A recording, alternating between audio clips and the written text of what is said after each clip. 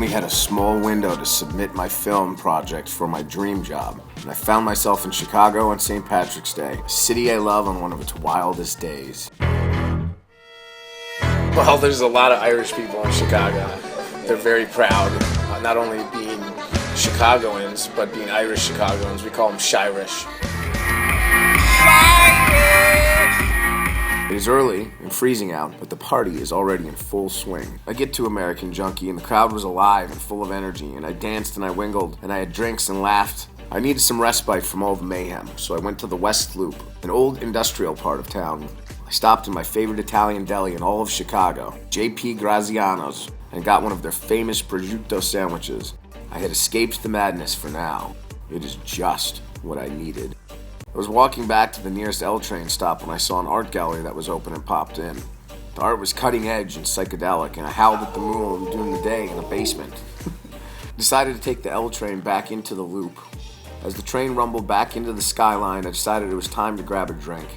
Since it was St. Patrick's Day, we walked a couple blocks away over to D4, a modern Irish bar. I drank green shots and made friends and ended up at a birthday party in a nearby condo building. There were more laughs and more drinks until I walked over to the gilded, upscale Gold Coast neighborhood. To head into Lux Bar, a fantastic traditional American bar with an extensive cocktail menu. I ordered my favorite, the Moscow Mule, which is ginger beer, Russian vodka, and lime in crushed ice, served in the traditional copper cup, the only way to drink one. Time to check out Lonnie Walker and her badass company band. She was playing at Underground Wonder Bar, a place that she has played her special brand of Chicago blues every Friday and Saturday night for over 30 years. I walk in the place and am immediately engulfed by the tantalizing electric blues.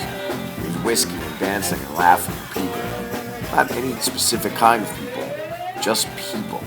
It is Chicago at its bluesy, diverse finest. I sit. You get paper placemats and crayons and I draw something beautiful. And I don't want to leave the art, or the music, or this moment in time, because I feel content and happy, but I must.